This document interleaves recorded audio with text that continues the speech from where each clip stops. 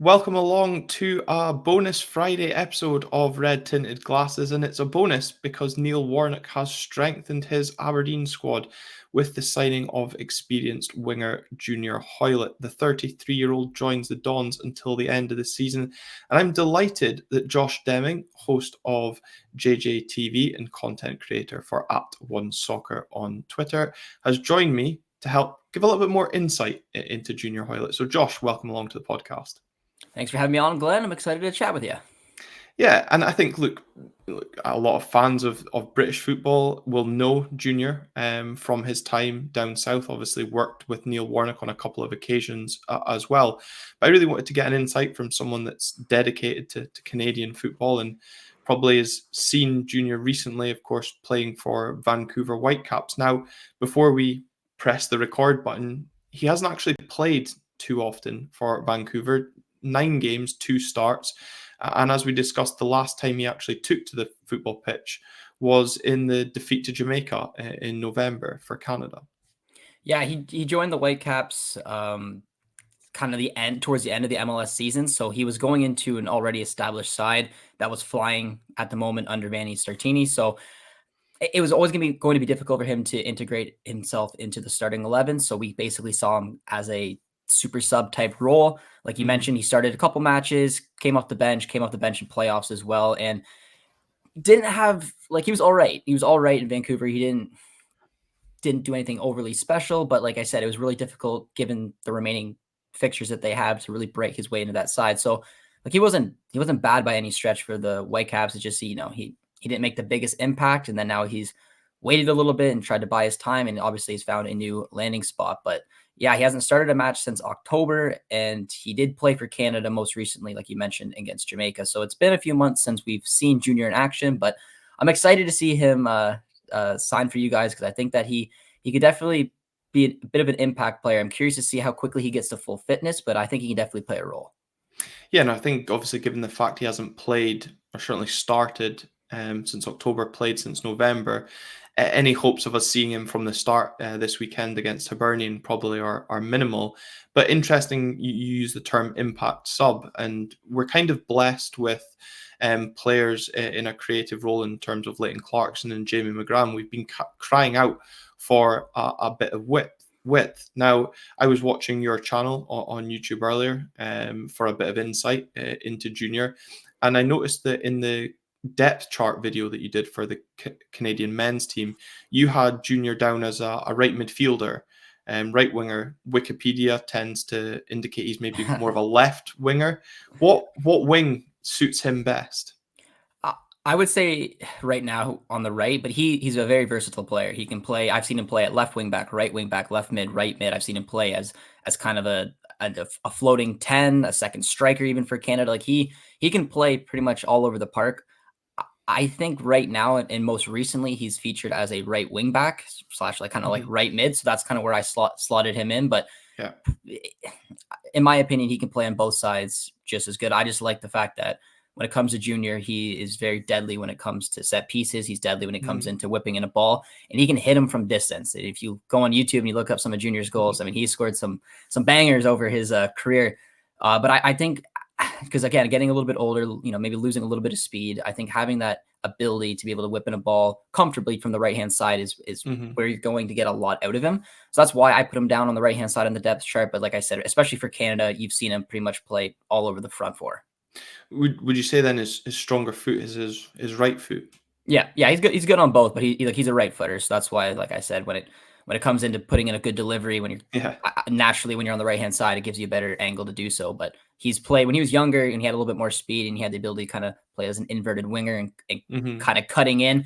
That's when you go, like I said, you go on YouTube and you see him score some goals. A lot of them came from the left hand side, but like I said, in recent seasons, he's more so been pushed to a right wing back, which I find a little interesting because he can play kind of in that 10 role. And when you get a little bit older, you lose a little bit of speed, but it doesn't really seem to affect him too much. And they've kept him down the right-hand side. Yeah, and interesting you say that given the game that we just had in midweek where the right wing back was a very poor performance, and it's maybe been an area where we've not had the depth in the squad. And I think also interesting because a lot of us, when we saw the signing today, would have been expecting to see Junior maybe playing a bit further forward. And if he does, I think certainly just now, given his lack of game time, could be down to just being an impact sub.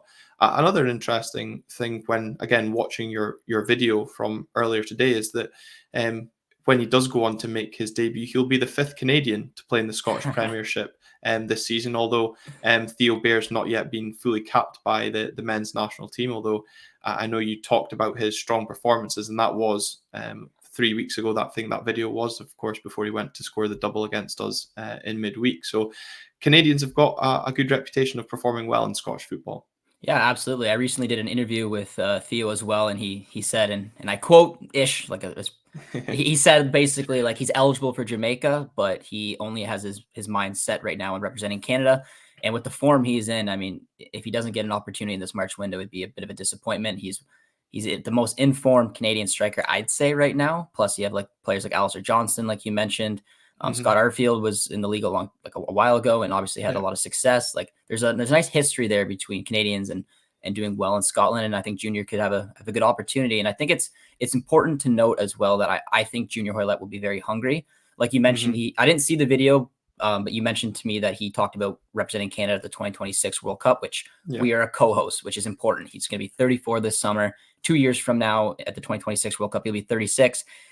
We had a 36-year-old on the previous World Cup squad, so I don't think it's unrealistic to imagine that, if he keeps sharp, keeps himself fit, that he could be there. But we also have a potential Copa America coming up this summer, which is obviously a huge opportunity for some of these Canadians. We take on Trinidad and Tobago in March. If we win that, we qualify for the Copa America. So really, Junior's got a massive tournament hopefully approaching this summer. I say hopefully, just so everyone knows, we have a big task. There's not a guarantee, but if we are able to win that match, it's a massive tournament. The likes of Brazil, Argentina, like he'll be up for it. And then it's just about settling in somewhere for the next couple seasons and, keeping fit and doing what he can do and hopefully be a part of that 2026 World Cup. And again, which we are co-hosting. We got 13 games.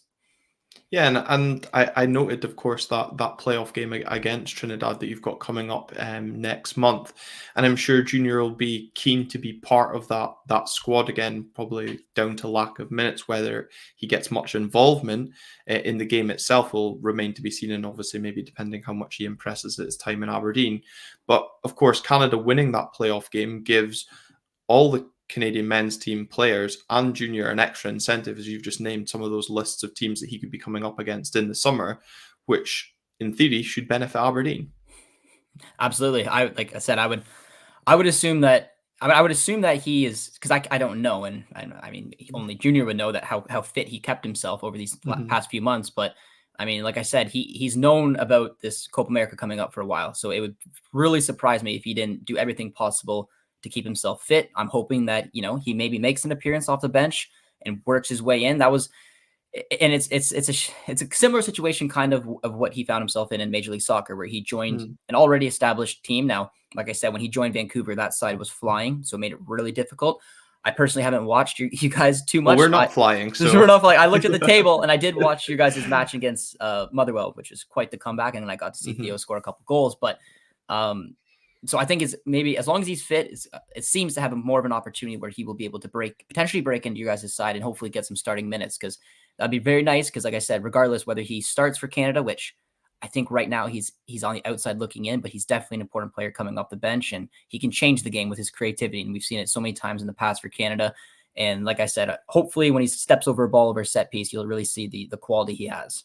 Yeah, I'm looking forward to that because some of our delivery, certainly from corners, has been painful at times this season. You obviously mentioned the age, and could the fact he's potentially lost a yard of pace be a factor?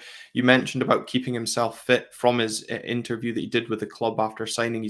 He's been training with Reading for the last couple of months, not featuring, I think, just training with the squad. So hopefully there's some fitness there. Just the maybe match sharpness is a bit lacking. But some of our fans may have concerns that the age and the pace that he once had not there. What have you seen from his time in the MLS last season in Canada? Would you agree with that sentiment? I mean, it happens with age. Yeah. You'll always lose a little bit of pace, but I think very intelligent footballers can adapt to that situation. And that's why I said it surprised me, because Junior can play as like that 10. He can play a little bit further. During the Gold Cup a couple years ago, he played kind of as a second striker. We played a 3-5-2, and he played basically under Kyle Larin.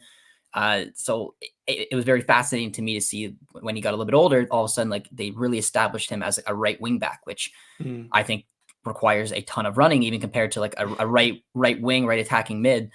So I think that I think he's been able to adapt his game despite maybe losing a little bit of pace. He's an intelligent footballer, and he plays to his strengths. So I wouldn't be too worried about that. I really think that as long as like we said, he's fit enough, he can work his way into this squad, and I think he will be a game changer, because he put in great minutes when he was in the championship. He didn't have like I said, they put him back to a right wing back. So he only had one goal, but he played a ton of minutes. I believe he started 33, 34 games, and he was an impact player, and he's a very consistent player for Reading.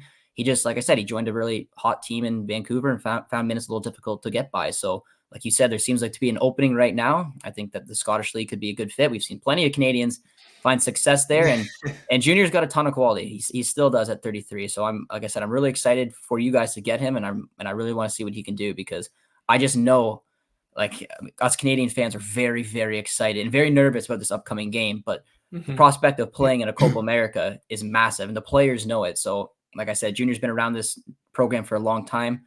I would imagine that he's hungry, and I think you guys will be getting hopefully a key piece to help you guys push a little bit up the table.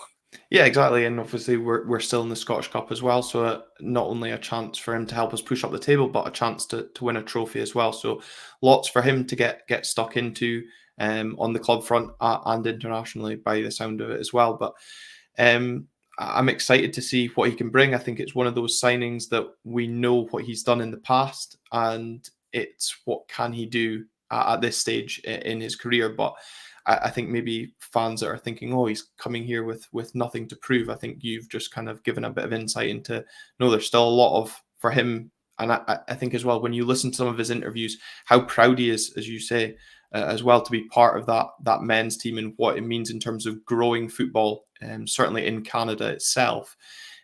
He'll want to be a part of that Copa America squad, and then, as he's already said, be part of the World Cup squad, as I, you've said, with qualifying already. Yeah, I mean, I've said this story plenty of times before, but I mean, it's kind of special because when I was younger, the program has really blossomed over the past, especially like 3, 4 years, with a lot of young talent. But 10 years ago, when Junior committed to the men's national team, because he's also eligible for England, it was a massive moment, and I remember it because when I used to play FIFA, there was very few Canadians in that game, and there's only a few usable ones, and Junior was always one. So I remember a special moment before I obviously, like, I was much younger when he committed, and it was really cool to watch his career so far. And like I said, I know he knows how important it is, and I think he wouldn't have come here if he wasn't hungry, and obviously have a manager that trusts him, and I think that's key. As soon as I saw he signed, I just like you connect the dots. A manager he's played with Yeah. before, and I think that maybe gives him a little bit more of an opportunity, as long as he's fit, which is key, to probably get integrated into the squad quicker. I Mm. can't speak. I mean, I know he's new to as well. I think this is game 3 or 4 for Four. 4. So like Mhm. obviously he's new as well, but I think that gives Junior even bigger opportunity to because he's still trying to figure out his tactics, the players he trusts, the system. I've seen you guys played in a 3-4-2-1, a 4-4-2. So like I said, if I was guessing, I would expect him as a right wing back, right mid, maybe even right attacking mid if you play 4-2-3-1, something along those Mhm. sides where I'd expect to see Junior. Well, it's exciting. A player that we're looking forward to seeing in the red of Aberdeen, and you never know. If he does well, you might get a Junior Hoilett shirt on that rack behind you as well, Nah, Josh. That'd be pretty neat, wouldn't it? need to add him. I need to get Theo Bear in there too, because I own that. But yeah, Junior could be right there too. Well, I'll put in a word for you and see if we can get that arranged as a thank you for coming on to give us an insight into what he might offer us between now and the end of the season, and hopefully he can do a job for yourselves in getting you guys to Copa America. Josh, really appreciate you joining me on Red Tinted Glasses, because of course it's early morning for you over in Canada. So thank you very much for doing that this morning. Not a problem. I'm excited about the transfer. I really hope it pans out for both of us, and I appreciate the time, Glenn. Thank you very much.